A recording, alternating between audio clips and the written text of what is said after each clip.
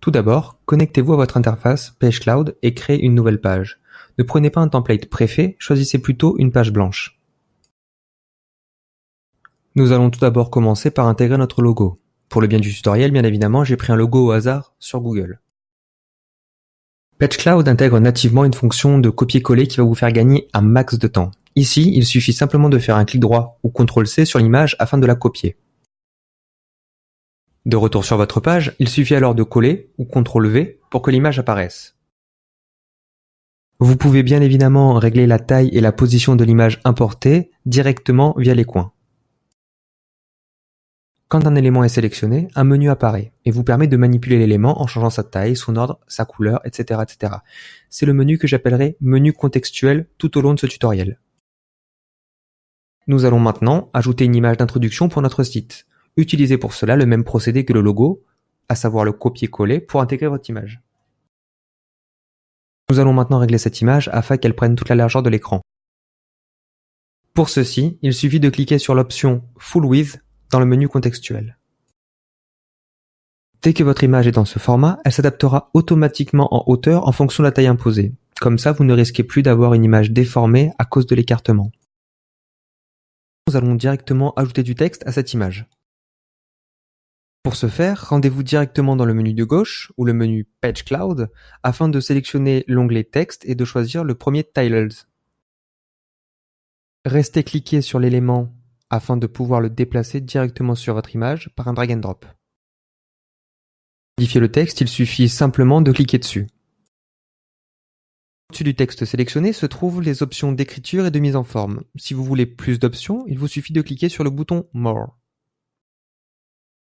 Les options vont de la simple mise en forme jusqu'à l'optimisation du SEO. Au besoin, vous pouvez même accéder directement au code source. Mon texte n'étant pas très visible dans l'exemple, j'ai choisi d'y ajouter une couleur blanche en fond. Faites-en de même directement via les options. Maintenant, nous allons ajouter à cette bannière notre premier formulaire. Depuis fin 2018, 15 nouveaux formulaires ont fait leur apparition sur PageCloud. Choisissez donc celui en fonction de votre objectif de conversion et qui vous convient le mieux. Afin de tester les nouveaux formulaires en direct, nous avons dû créer une nouvelle page, ce qui explique la différence de visuel par rapport à la page précédente. Dans le cadre de cet exemple, nous allons ajouter un formulaire de type Launch avec un simple email d'inscription. Il vous suffit de cliquer dessus pour avoir accès aux différentes options visuelles.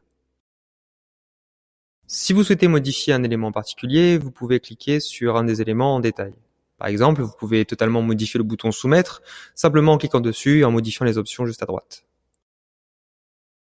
Grâce au bouton Edit Form, vous pourrez directement manipuler les champs à l'intérieur même du formulaire. Vous pouvez soit en ajouter, soit en modifier, soit en supprimer. Vous pouvez aussi modifier l'espacement vertical ou horizontal de ces mêmes éléments. Enfin, n'oubliez surtout pas de sauvegarder grâce au bouton Done directement à partir du formulaire. En cliquant sur Edit Settings, vous pourrez directement configurer le nom de votre formulaire ainsi que son mail de réception. Vos emails seront aussi sauvegardés sur votre interface directement du côté administrateur sur PageCloud. Pour l'instant, le formulaire n'est pas assez visible. Nous allons donc ajouter un cadre de fond coloré. Pour cela, allez dans le menu Shape. Sélectionnez la forme carrée et ajoutez-la directement sur votre formulaire. Pour l'instant, elle apparaît par-dessus votre formulaire. Nous allons donc régler ça dans les options de l'élément. Commencez par étendre la forme tout autour du formulaire. Puis, rendez-vous dans le menu contextuel, onglet Réarrange, afin de réorganiser l'élément grâce aux différentes options. Tout d'abord, Forward, un cran en avant, Backward, un cran en arrière, Front, tout devant, Back, tout derrière. Ça vous permettra de mettre l'élément soit au premier plan de votre vue, soit au second plan, soit au troisième plan. Ensuite, il vous suffit de vous exercer jusqu'à rendre le formulaire à nouveau visible. Maintenant, nous allons ajouter un paragraphe de texte. Pour cela, procédez comme d'habitude en sélectionnant un texte simple. Même chose pour l'image, cependant, cette fois-ci, passez directement par le menu Images en uploadant un nouvel élément depuis votre bureau. Maintenant, ajoutons un bloc de 3 paragraphes directement accessible via l'onglet Texte.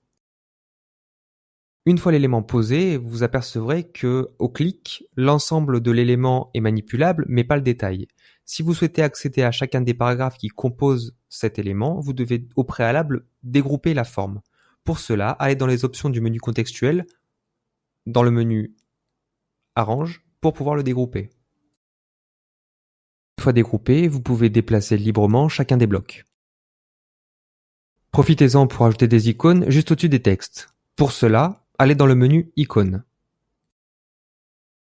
Une fois les icônes posées, vous aurez accès à des options d'alignement afin de faciliter la mise en forme de la page. Enfin, nous allons regrouper les blocs afin de les déplacer en une seule fois. Pour cela, il suffit de sélectionner l'ensemble des blocs et de cliquer sur le bouton Grouper directement à partir du menu contextuel. Maintenant, nous allons ajouter une section supplémentaire avec un bouton du type Call to Action. Pour cela, commencez par ajouter un carré directement en bas de votre page. Une fois que le carré est déplacé au bon endroit, agrandissez-le en hauteur afin qu'il ait la bonne taille. Enfin, il vous suffit de cliquer sur Full Width afin que la forme prenne l'ensemble de la page en largeur. En cliquant sur le carré, vous pouvez bien évidemment changer la couleur du fond si besoin, dans la section Style du menu contextuel. Ensuite, ajoutez une belle image. Après avoir ajouté du texte, allez directement dans la section Boutons du menu Page Cloud. En scrollant dans l'onglet Boutons, allez directement à la section Simple. Sélectionnez alors l'un des boutons et importez-le sur votre page. Ceci sera notre Call to Action. Pour choisir une action, en ayant cliqué dessus, rendez-vous dans le menu contextuel dans la section Link afin de choisir l'action correspondante voulue. Enfin, nous ajouterons une section témoignage en bas du site. Pour cela, rendez-vous dans le menu Texte et sélectionnez l'un des canvas. Une fois importé, il vous suffit de modifier le texte et de remplacer l'image. Parfait. Il ne vous reste plus qu'à sauvegarder. Le bouton d'enregistrement se trouve en bas à droite de votre écran. Choisissez un nom pour votre page. Celle-ci deviendra votre URL par défaut. Par exemple, www.votresite.com/nom de la page. Vous pourrez enfin définir par la suite que cette page est votre page d'accueil.